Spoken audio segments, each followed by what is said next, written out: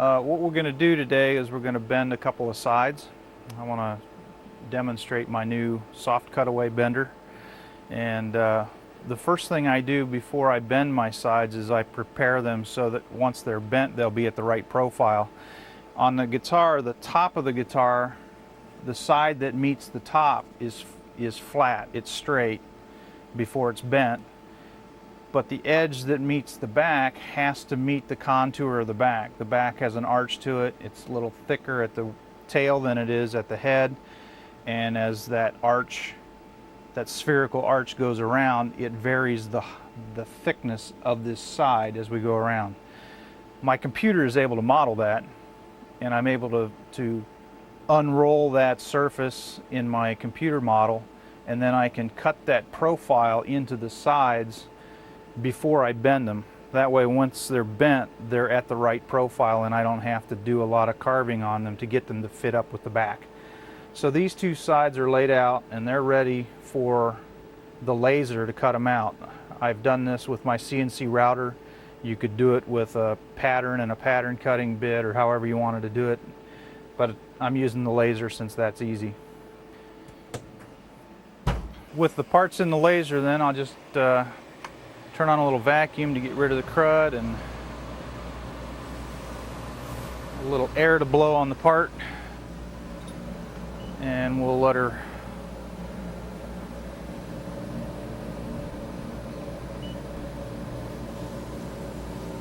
burn,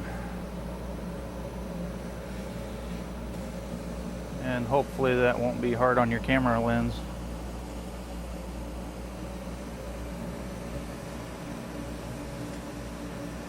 This Bobinga cuts okay, but it's a little bit more dense and cuts a little harder than other woods. If that was maple, it would cut like butter. Mahogany cuts pretty good. Some woods like ebony just won't cut at all. Okay, now this is the non-cutaway side of the guitar. You can see that this side's flat and this side follows the contour that the side will be at. The Bobinga didn't cut quite all the way through, but it'll bend and snap off of there.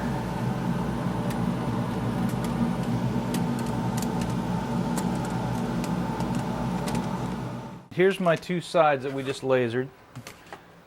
The longer side is the non-cutaway side of the guitar, and I've got it marked. You probably can't see the markings here, but before I put them in the laser, I marked that this was the show side, so that I don't get them upside down, and that's toward the top.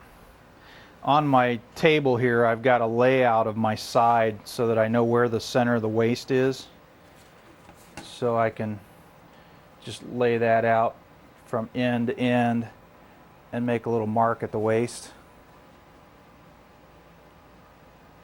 And then I line up this end and mark the other one so that I've got the waist in the same spot on both pieces. And just to help me visually, because I line up everything to the edge closest to me, I just copy that line over to my side. I'll set the soft cutaway side over to this side for a minute. This orange blanket is a silicone rubber heating blanket, and I've got a mark here that is the waist, and I line that up with another sheet that goes over the top.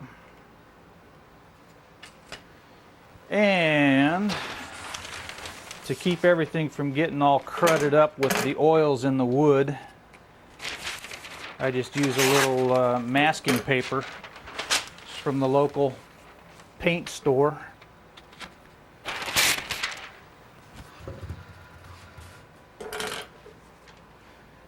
And I'll mark the waist on both of these, there and there. Set the top one aside for a minute. And I got to grab my water bottle.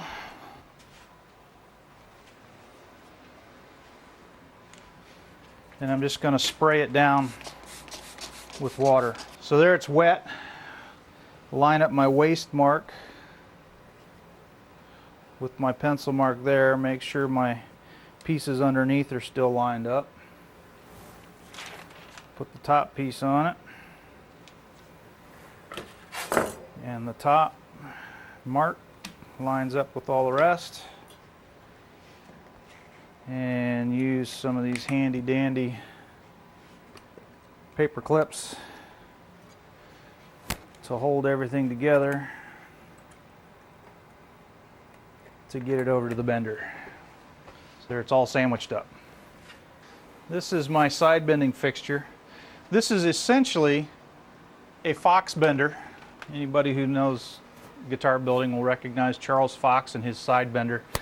Except I've made it on a real heavy frame so that I can load it from the side and not have to load it in and out of the ends. If you know a Fox bender, you know what I'm talking about. I'm supported underneath with springs like Charles does in his bender, except I'm pushing them up instead of stretching them down. And so I get my side in there. I've got my waist mark here that lines up with my little mark on the side. I'll just get it down so that everything stays in place. I've plugged into a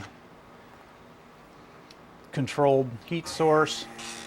Turned my timer on for about 15 minutes. And I always set a timer on my watch for about 3 minutes.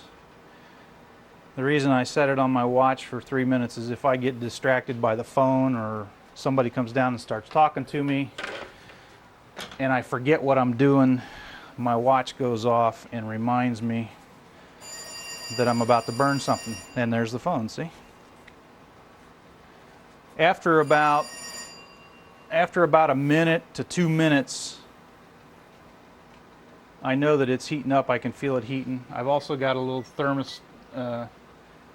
thermocouple that's down on the waist so I can read the temperature in the waist. But I know it's heating well when this end starts to droop, just under its own weight. The heat gets it hot enough that the wood starts to give way, and so it'll start dropping. And I can put just a little bit of pressure on it. I usually get to about 150 or 160 degrees before I set the waist bend. There's been about a minute and a half. This is starting to drop a little bit. I'll just tighten the waist a little bit more. It's not giving me any fight at all in tightening the waist. The whole fixture's cold because I haven't been bending today, so it'll take it a little bit more to get up to the full temperature, but the side's getting nice and hot. It's going down nice and easy. I don't hear anything sounds bad. So now that I've got the waist set good and tight, it's real easy to draw the bottom down.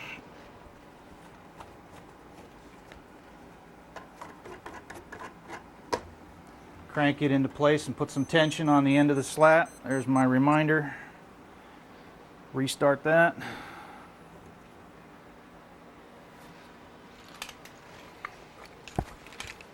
This holds the end nice and flat.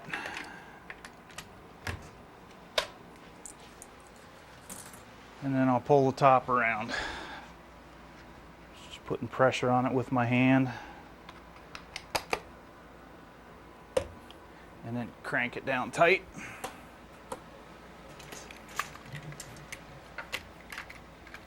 And hold that good and flat.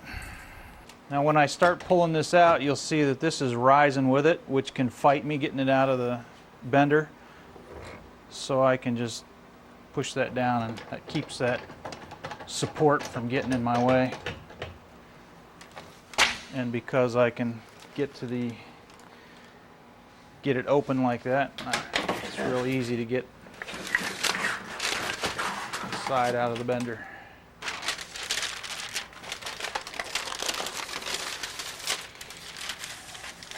And there we go.